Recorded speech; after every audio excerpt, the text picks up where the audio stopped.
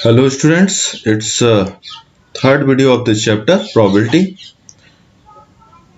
इससे पहले हम लोग बेटा कंडीशनल प्रोबेबिलिटी कर चुके हैं, मल्टीप्लिकेशन थ्योरम कर चुके हैं, लेकिन उसमें प्रैक्टिस हम लोग उतनी नहीं कर पाए। ठीक है ना। अब हम लोग कुछ उसी पे बेस्ड क्वेश्चंस और करेंगे जिससे कि हमारा कंसेप्ट बिल्कुल क्लियर हो जाए।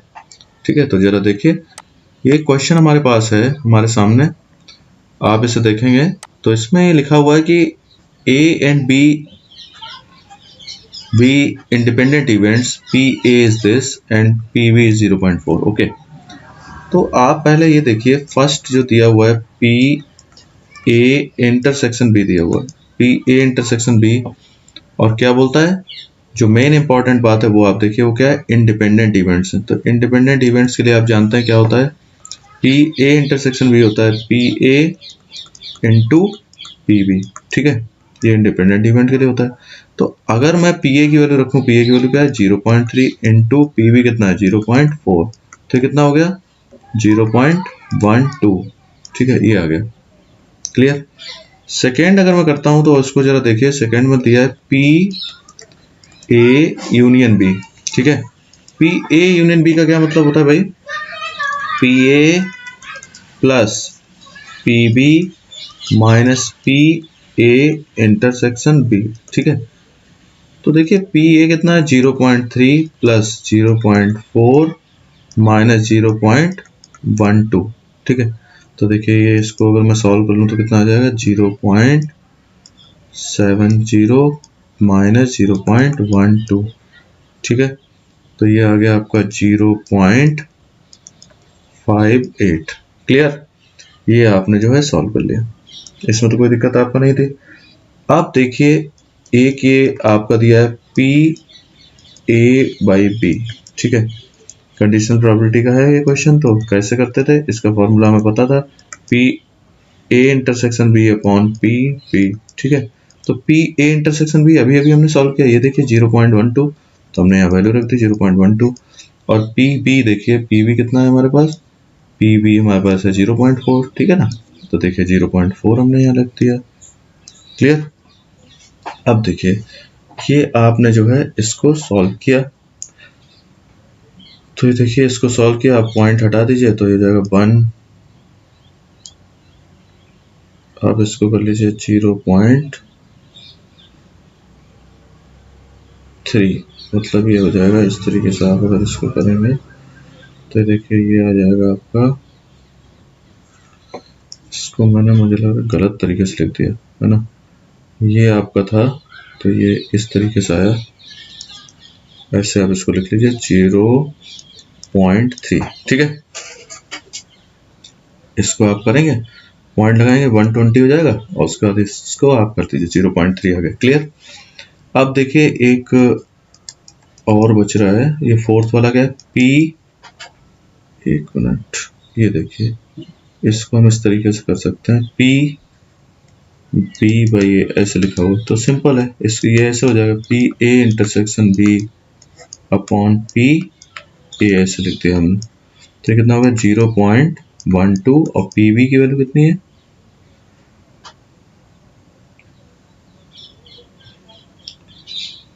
PB की वैल्यू 0.4 थी और PA की वैल्यू कितनी है 0.3। ठीक है, तो देखिए तो सेम क्वेश्चन है, बस इसका पॉइंट आपने हटाया तो ये हो जाएगा, इससे 0 पॉइंट लगाइए, ये देखिए ऐसे आ गया, डिवाइड आप करेंगे तो ये 4 आ जाएगा, 0.4 आ गया। ठीक, सिंपल 0.4 आ गया। ठीक है, ये क्वेश्चन आपने कर लिया। अब जरा देखिए मैं आपको बताना चाहता हूँ, अब अगर मान लीजिए ये क्वेश्चन इस तरीके से होता तो आप इसको कैसे करते हैं।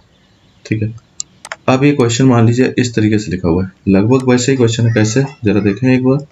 अगर मैं इसमें ऐसे कर दूं, P ये लिखा है A एंड B, तो जरा आप बताएं PA एंड B का मतलब क्या होता है भाई, PA एंड B का मतलब होता है इंटरसेक्शन, ऐसे होता है ना, इसका मतलब क्या आता है PA इंटू PB।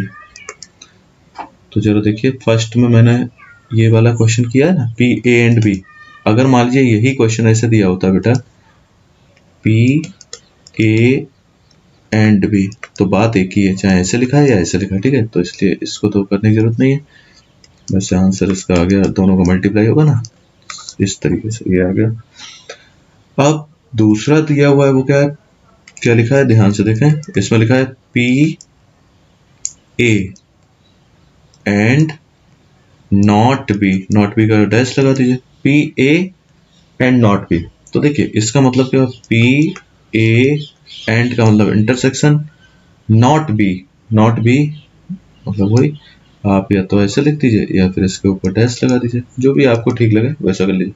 तो हम इसको ऐसे लिखेंगे, पी ए नॉट बी का मतलब हुआ जो दोनों में कॉमन है, ए इंटरसेक्शन बी, वो वाला पार्ट ए में से आप हटा दीजिए, तो पी ए नॉट बी आ जाएगा। ठीक है, पी ए में से कुछ कॉमन पार्ट होगा ना बी का भी, तो वो हट जाएगा जब आप दोनों के कॉमन को पी ए इंटरसेक्शन बी करेंगे। तो पी ए की वैल्यू कितनी थी हमारे पास, 0.3, और दोनों का अभी हमने जो है इंटरसेक्शन निकाला ना, ये था 0.18। तो देखिए ये आपका आंसर कितना आया, 0.12। ये लीजिए आपका आंसर आ गया, सिंपल है। अब देखिए ये मुझे ये दिख रहा है पी ए और बी, तो आप देखिए पी ए और बी का क्या मतलब है, पी ए और बी, तो देखिए सिंपल है, पी ए और का मतलब होता है यूनियन, ठीक है, यूनियन होता है और का मतलब, तो ए यूनियन बी है, तो सिंपल आप ऐसे निकाल लीजिए, P A plus P B minus P A intersection B. तो आपके पास सारी चीजें हैं, पी ए की वैल्यू आपके पास है 0.3, पी बी की वैल्यू आपके पास है 0.6, और इसकी वैल्यू है आपके पास ए इंटरसेक्शन बी की वैल्यू 0.18। तो अब मैं उम्मीद करता हूँ कि आप लोग इसको सॉल्व तो कर ही लेंगे। ठीक है, क्लियर, ये आपने कर लिया। चलिए अब क्या बचता है, ये देखिए ये एक दिया हुआ है, क्या दिया है, पी नीदर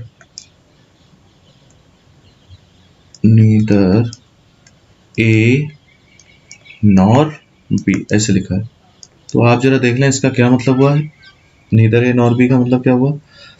तो इसका मतलब इसको हम ऐसे लिखेंगे, पी ए डैश, या इसके ऊपर बार लगा दीजिए, मतलब नॉट का साइन है वो, ठीक है, एंड लिखा हुआ है, तो ये देखिए ये आ गया, नीदर ए नॉर बी का मतलब ए भी नहीं और बी भी नहीं। ठीक है, तो ठीक है, इसको हमने क्या किया, ऐसे लिख लिया, पी ए यूनियन बी का होल डैश, ऐसे लिख लिया।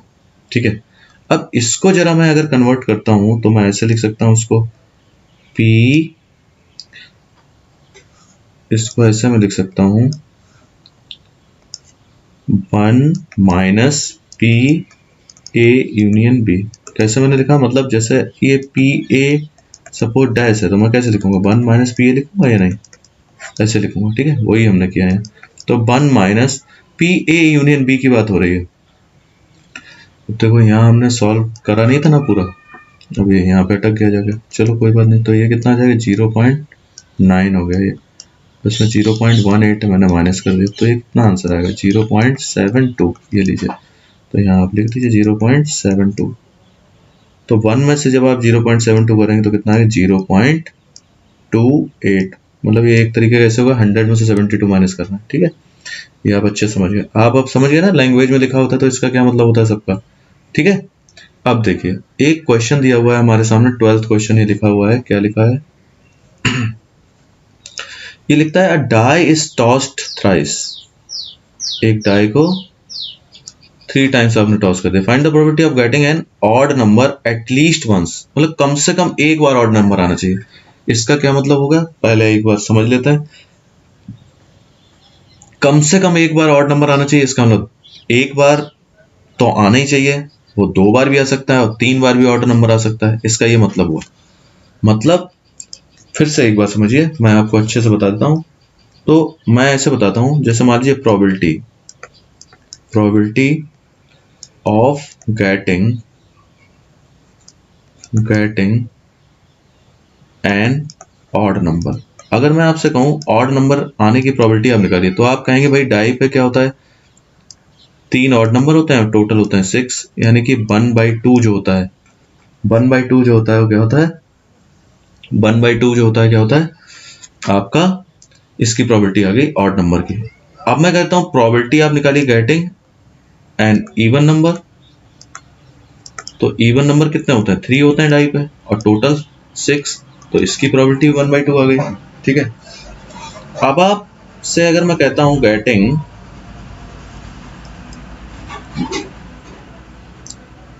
N even number 3 times,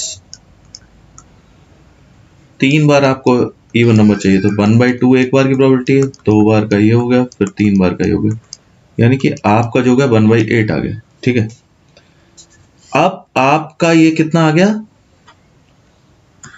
even number जो है 3 बार आता है उसकी ये प्रोबेबिलिटी आपने निकाल ली। अब जरा बहुत अच्छे से एक चीज को समझिएगा, बहुत इंपॉर्टेंट चीज अब मैं लिखने जा रहा हूं, उसको आप समझिए।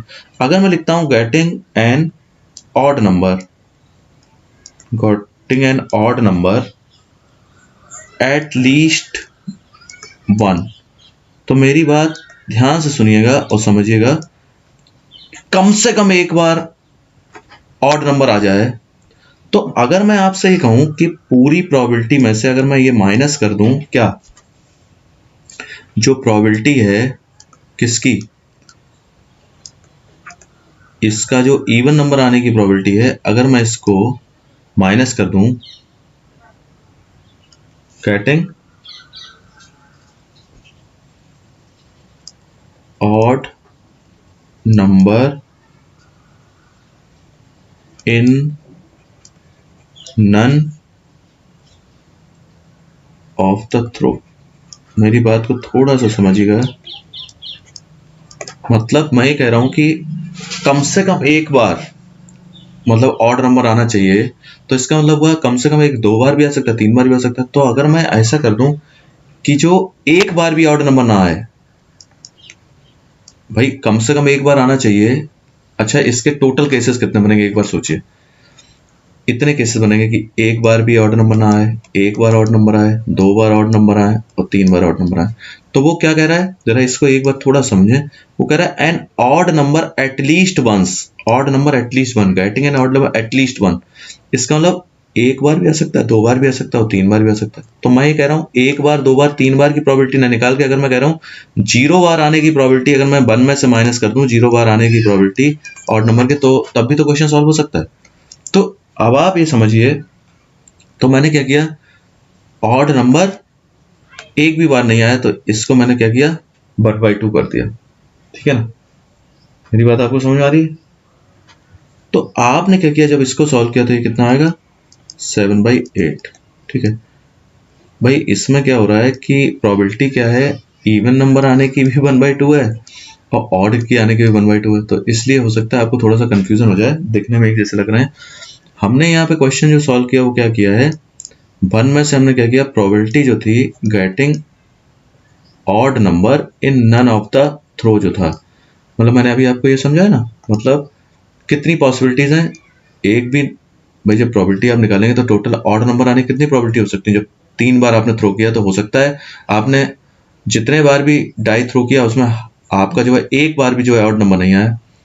जब हमने डाई थ्रो किया हो सकता है एक बार ऑड आया हो, बाकी 2 बार इवन आया हो, 2 बार हो सकता है ऑड नंबर आया हो और बाकी एक बार इवन आया हो सकता है तीनों बार में जो है ऑड नंबर ही आया हो। तो इस क्वेश्चन को सॉल्व करने के लिए मैं ये कह रहा हूं कि वो कह रहा है at least one odd number, at least odd number at least once होना चाहिए। तो एक बार भी आ सकता है ऑड नंबर, 2 बार भी हो, 3 बार, तो 3 केसेस बनेंगे। तो मैंने इस क्वेश्चन को इस तरीके से सॉल्व किया कि 0 आने वाली जो प्रोबेबिलिटी थी, एक बार भी ऑड नंबर नहीं आया, वो अगर मैं इसमें हटा दूं तो इसका आंसर आ जाएगा। ठीक है, इस तरीके से हमने इस क्वेश्चन को सॉल्व किया। अब देखिए ये जो क्वेश्चन हमारे सामने है इस वक्त, इसमें ये क्या कह रहा है कि probability of solving specific problem independently, A को सॉल्व करने की प्रोबेबिलिटी है 1/2 और बी को प्रोबेबिलिटी सॉल्व करने की प्रोबेबिलिटी है 1/3। मतलब 2 चीजें हो रही हैं, प्रॉब्लम्स 2 तरीके के हैं, ए है और बी है। ए को सॉल्व करने की प्रोबेबिलिटी है 1/2 और बी को सॉल्व करने की प्रोबेबिलिटी 1/3। इफ बोथ ट्राई, दोनों ने ट्राई किया, सॉल्व द प्रॉब्लम इंडिपेंडेंटली, दोनों अलग अलग प्रॉब्लम सॉल्व कर रहे हैं, find the problem, probability that the problem is solve, मतलब प्रॉब्लम सॉल्व हो गई। तो प्रॉब्लम अगर सॉल्व हो गई तो आप मेरी बात को समझिए जरा एक बार। ठीक है, एक बार चीज को अगर आप समझेंगे तो पहले तो मैं जरा एक बार एक चीज लिख देता हूं, probability of solving the problem by A ने प्रॉब्लम सॉल्व की तो उसकी प्रोबेबिलिटी कितनी आएगी, दी गई है probability 1/2। Okay, problem of solving the probability by B, तो इसमें प्रोबेबिलिटी दी गई है पी, बी कितना दिया है 1/3। ओके, ये दिया गया है, इसमें मैंने कुछ नहीं किया। ठीक है, अब देखिए आप एक छोटी सी बात समझ लीजिए जिसको मैं बताना चाहता हूँ। वो कह रहा है प्रॉब्लम सॉल्व हो गई, तो प्रॉब्लम सॉल्व हो गई इसका मतलब हो सकता है ए ने सॉल्व कर दी हो सकता है प्रॉब्लम बी ने सॉल्व कर दी हो, और हो सकता है ए ने भी कर दी हो और बी ने भी कर दी हो। इतनी सारी पॉसिबिलिटीज हमारे पास हैं। मेरी बात आप समझ रहे हैं? प्रॉब्लम सॉल्व हो गई, अब उसने ये तो नहीं कहा किसने सॉल्व की, तो हो सकता है प्रॉब्लम ए ने सॉल्व कर दी हो सकता है प्रॉब्लम बी ने सॉल्व कर, हो सकता है दोनों ने सॉल्व कर दी हो। ठीक है ना? तो अगर मैं इस क्वेश्चन को करूंगा तो ऐसे करूंगा, देखिए द प्रोबेबिलिटी, आपको दिमाग में मतलब वो तो क्लियर हो गया ना, मतलब इस क्वेश्चन में वो क्या जानना चाहता है। The problem is solved, problem is solved independently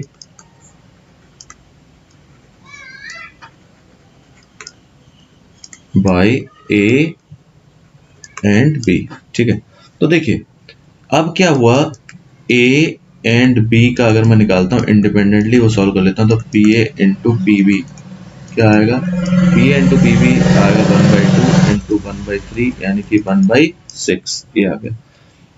अब ठीक है, इतना आपने कर लिया। अब देखिए वो क्या कह रहा है, प्रॉब्लम सॉल्व हो गई, प्रॉब्लम सॉल्व हो गई, इसका मतलब क्या हुआ, प्रॉब्लम सॉल्व हो गई, problem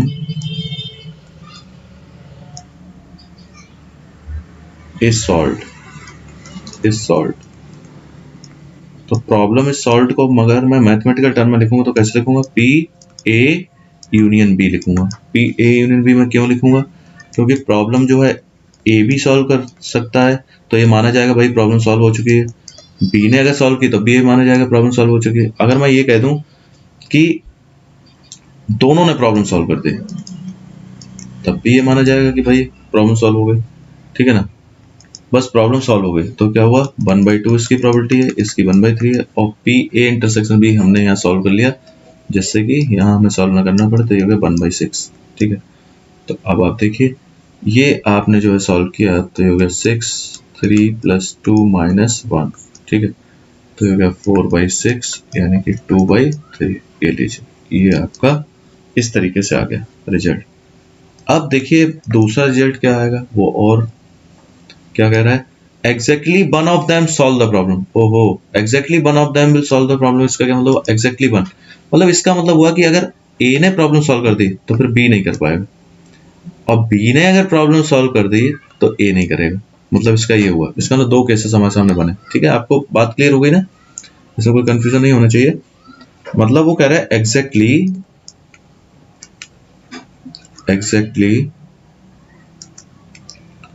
one of them solve the problem। okay, exactly one of them solves the problem का मतलब क्या हुआ, ए ने प्रॉब्लम सॉल्व कर दी तो क्या होगा, बी प्रॉब्लम सॉल्व नहीं करेगा। और अगर मान लीजिए ये क्या हुआ, ए ने प्रॉब्लम नहीं सॉल्व की तो बी ने प्रॉब्लम सॉल्व कर दी। क्लियर, आपको समझ आ गई बात। अब देखिए जरा प्रोबेबिलिटी क्या है, पी ए की कितनी है 1/2, पी बी की कितनी थी 1/3। अब इसने प्रॉब्लम सॉल्व नहीं की तो ये 2/3, और पी ए डैश इसने सॉल्व नहीं किया उसके बाद ये तो आपको समझ आ गया ना, पी ए डैश मैंने कैसे निकाला। जैसे मान लीजिए मैं पी ए डैश की बात कर रहा हूँ तो मैं क्या करूंगा, 1 - पी ए ऐसे लिखूंगा। ठीक है, तो मैंने क्या लिखा 1 - 1/2, तो कितना आया 1/2। और अगर मैं बात करता हूँ पी बी डैश की तो क्या होगा 1 - पी बी होगा, और पी बी कितना है 1 - 1/3, तो ये हो गया 2/3। क्लियर, तो ये देखिए ये जब आपने सॉल्व किया तो आ गया 2/6 प्लस 1/6 यानी कितना हुआ 3/6 यानी कि 1/2। ये देखिए ये 1/2 ये आंसर है आपका। ठीक है, क्लियर हो गया आपको बिल्कुल अच्छे से। अब देखिए जरा इस क्वेश्चन पे जरा विचार कर लेते हैं, थोड़ा देखने में बड़ा हैवी है लेकिन सॉल्व करने में मुझे नहीं लग रहा है इतना हैवी होगा ये। देखिए क्वेश्चन क्या है, one card is drawn at random from the well shuffled deck of 52 cards, okay, in which of the following cases E and F are independent। बहुत बढ़िया, इससे देखिए जितनी आपने 2 वीडियो देखे हैं अभी तक सारे क्लियर हो जाएंगे डाउट आपके इंडिपेंडेंट इवेंट है या नहीं। कह रहा है ई एक इवेंट है जिसमें कि the card drawn is a spade, spade card spade है, कार्ड स्पेड है। ई ऐसी इवेंट है the card draw is a spade, spade का कार्ड गिरा। तो टोटल स्पेड के कार्ड होता है कितना है 13/52, टोटल 52 कार्ड्स होते हैं ना, और स्पेड कितना होता है 13। तो इसका मतलब इसको मैंने जब लिखा तो मैंने ऐसे लिखा तो ये हो गया 1/4। क्लियर, इसमें डाउट नहीं होना चाहिए। एफ कितना है जरा देखें, एफ में क्या कह रहा है वो, the card drawn is an S. आप भी ऐसा मत करिएगा कि अपने बुक पर ही अपना सॉल्व करना शुरू कर दो, आप अपना नोटबुक में अच्छे से लिख के क्वेश्चन तब करिएगा, ठीक है। क्या कह रहा है, the card drawn is an S, S कितना होता है भाई 4, टोटल कार्ड कितना है 52, तो 4/52, 4/52 मतलब 1/13, इतना आ गया। मैं सिर्फ फर्स्ट को अभी सॉल्व कर रहा हूँ, जरा देखिए। अब अगर मैं बात करता हूँ इंडिपेंडेंट इवेंट के लिए, आप जानते हैं क्या होता है इंडिपेंडेंट इवेंट के लिए क्या होता है भाई, चलिए इंडिपेंडेंट इवेंट के लिए क्या होता है कि पी ई इंटरसेक्शन एफ जो है क्या होना चाहिए, P E into P F होना चाहिए। ये अगर रिलेशन आता है तो इसका मतलब इंडिपेंडेंट है, नहीं तो नहीं। तो जरा बात कर लेते हैं अभी, किसकी बात कर लेते हैं, पी ई इंटरसेक्शन एफ की बात कर लेते हैं। पी ई इंटरसेक्शन एफ का मतलब क्या हुआ, जरा आप थोड़ा सा समझें। पी ई इंटरसेक्शन एफ का मतलब हुआ बेटा कि वो कार्ड जो है दोनों कॉमन होना चाहिए। कॉमन का मतलब the card drawn is a spade, मतलब वो स्पेड का कार्ड होना चाहिए और उसमें भी एस होना चाहिए। स्पेड का कार्ड हो उसमें भी एस हो, इसका यही तो मतलब हुआ। तो स्पेड का तो एक ही एस होता है, तो 1/52 ये हुआ, ठीक है। तो जरा हम देखते हैं इसको चेक करके कि हमने जो किया है फर्स्ट के लिए जो किया था, पी ई इंटरसेक्शन क्या आ रहा है 1/52 आ रहा है। और जरा आप पी ई देखें, पी ई कितना है 1/4 इंटू 1/13। तो आप देखिए ये जो है क्या इक्वल है, यस ये देखिए 1/52 और ये भी, इसका मतलब ये दोनों जो है इंडिपेंडेंट है, ठीक है। E and F R independent, मतलब ये इंडिपेंडेंट है, ठीक है, यस ये E and F R independent है। एफ की बात कर लेते हैं जरा, फिर से देखिए हमारे पास पी ई है, कह रहा है the card drawn is a black. तो card drawn is a black की बात कर रहा है, ये देखिए ये फर्स्ट वाले का ये था, ये हमने इधर कर दिया, ठीक है। सेकंड को देख लेते हैं, सेकंड में चलिए इधर करता हूँ, ठीक है। सेकंड में जरा येलो से कर रहा हूँ, देखिए कार्ड कैसा है, कह रहा है ब्लैक है, the card drawn is black. Black कितने कार्ड होते हैं भाई 26 कार्ड्स होते हैं ब्लैक बाई 52, यानी कितना हो गया 1/2 आ गया। फिर वो क्या कह रहा है, एफ के लिए अगर मैं प्रॉपर्टी निकालता हूँ तो क्या कहता है, the card drawn is a king, king king कितना होता है भाई 4/52, यानी कितना हुआ 1/13, ओके। तो देखिए अब वो कह रहा है अगर मैं इंटरसेक्शन निकालता हूँ, पी ई इंटरसेक्शन एफ की मैं बात करूँ तो कितना होता है, मतलब किंग भी होना चाहिए और ब्लैक भी होना चाहिए। तो ब्लैक किंग कितने होते हैं, 2 ब्लैक किंग होते हैं 2/52। मुझे लग रहा है आपको समझ में आ रही होगी बात। अरे ब्लैक किंग 2 होते हैं ना, 1 स्पेड एंड 1 क्लब, ठीक है ना। तो जरा आप देखिए ये 1/26 आ गया, तो क्या मैं इसको निकालूं P E dot P F multiply किया तो कितना आएगा 1/2 इंटू 1/13, तो होगा 1/26। ये देखिए, तो आपको ये देखिए ना, ये देखिए ये दोनों इक्वल हैं, है ना। ये पी ई इंटरसेक्शन एक F equal to P E into P F, इसका मतलब ये सेकेंड वाला भी इंडिपेंडेंट है, ठीक है, ओके। चलिए अब जरा इसकी बात कर लेते हैं थर्ड वाले की। थर्ड में क्या कह रहा है, पी ई हमने निकाला, चलिए थर्ड के लिए मैं लिख रहा हूं यहाँ, क्या कह रहा था, card drawn is a king और क्वीन, किंग और क्वीन क्या कह रहा है, किंग और क्वीन, किंग किंग होते हैं 4, क्वीन होती है 4, यानी कि ये हो गया टोटल 8/52, ठीक है। इसका मतलब 2/13 आप इसको लिख सकते हैं। पी एफ की अगर मैं बात करूं, ये क्या है, the card drawn is A queen और जैक, क्वीन और जैक, क्वीन और जैक का मतलब क्वीन होती है 4 और जैक होते हैं 4, यानी कि ये हो गया, यानी कि 2/13 ये भी हो गया, क्लियर।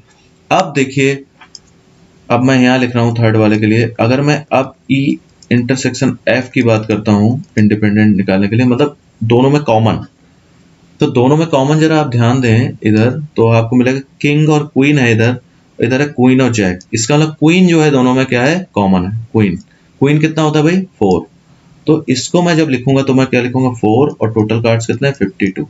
तो अब जरा चेक करने का टाइम आ गया, तो हमने ये चेक किया तो PE इंटू PF, ओके, तो क्या 2/13 इंटू 2/13, तो क्या 4/13 इंटू 13।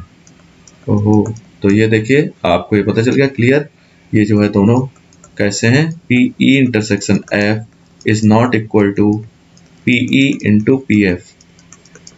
क्लियर, इसका मतलब हो गया कि ये जो है दोनों इंडिपेंडेंट नहीं। क्लियर, चलिए अब आगे का ये क्वेश्चन बहुत ही अच्छा क्वेश्चन है ये, आप देखिए इसमें लिखा है in a hostel 60% of student read Hindi newspaper, 40% English newspaper and 20% Hindi and English. Hindi and English word पे बहुत ध्यान देना बेटा, हिंदी एंड इंग्लिश लिखा हुआ है, मतलब क्या दिया हुआ है, वो ये कह रहा है कि हिंदी न्यूज़पेपर जो है, हिंदी न्यूज़पेपर वाले कितने हैं 60%, ठीक है, 60% जो है हिंदी न्यूज़पेपर वाला है, मतलब 60/100 यानी कितना हो गया, ये आपका आ गया 3/5, ठीक है। अब वो कह रहा है P, उसके बाद इंग्लिश न्यूज़पेपर वाले कितने हैं, तो ये बोलता है 40%, 40% मीन 40/100 मीन्स 2/5, ओके। इसके बाद क्या बोलता है हिंदी एंड इंग्लिश, तो हिंदी एंड इंग्लिश वाले कितना है 20%, तो 20% मीन्स 20/100 यानी कि 1/5, ओके, इतना हो गया। ये तो जो हमें अभी इंफॉर्मेशन मिली क्वेश्चन से वो हमने किया। अब देखिए क्या कह रहा है वो, first find the probability that she reads neither Hindi nor English newspaper. Neither Hindi nor English newspaper, neither Hindi nor English newspaper का क्या मतलब हुआ, मतलब neither Hindi nor English newspaper. ये क्वेश्चन मुझे लग रहा है अब आपको समझ में आ गया होगा, एक क्वेश्चन पहले हमने किया था नीदर ए नॉर बी वाला, ठीक है ना, तो इसको हम कैसे लिखते थे, P ऐसे हम लिख सकते हैं H union F whole dash, ऐसे करेंगे, फिर हम इसको ऐसे करते थे, इसको हमने सोल्व किया 1 माइनस PH यूनियन F, इस तरीके से हमने लिखा, ठीक है। फिर हम क्या करते थे 1 minus PH plus PF minus PH intersection F। ये देखिए बिल्कुल अच्छे से सॉल्व करने का ये तरीका है, 1 माइनस, अब ये देखिए PH का तो आपको पता है कितना है 3/5, ये आपका होगा 2/5, ये आपका हो गया इंटरसेक्शन वाला कितना है 1/5, ये सारा हम निकाल चुके ना अभी, ठीक है। तो ये आपका आ गया 1 माइनस, ये आ गया आपका 4/5 यानी कि ये आ गया 1/5 आपका आंसर आ गया, ठीक है, नीदर हिंदी नॉर इंग्लिश, ठीक है।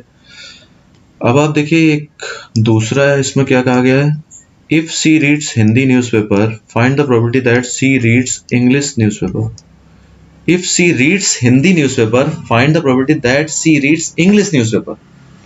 बहुत बढ़िया, मतलब क्या कह रहा है, पहले इसको क्लियर कर लेते हैं। देखिए वो ये कह रहा है सी रीड्स हिंदी न्यूज़पेपर, मतलब हिंदी न्यूज़पेपर तो पहले से ही पढ़ रहा है, अब इंग्लिश न्यूज़पेपर पढ़ने की प्रोबेबिलिटी इसकी बताओ क्या होगी, मतलब ऐसे बना, तो ये कैसे होगा PE intersection H upon PH condition probability.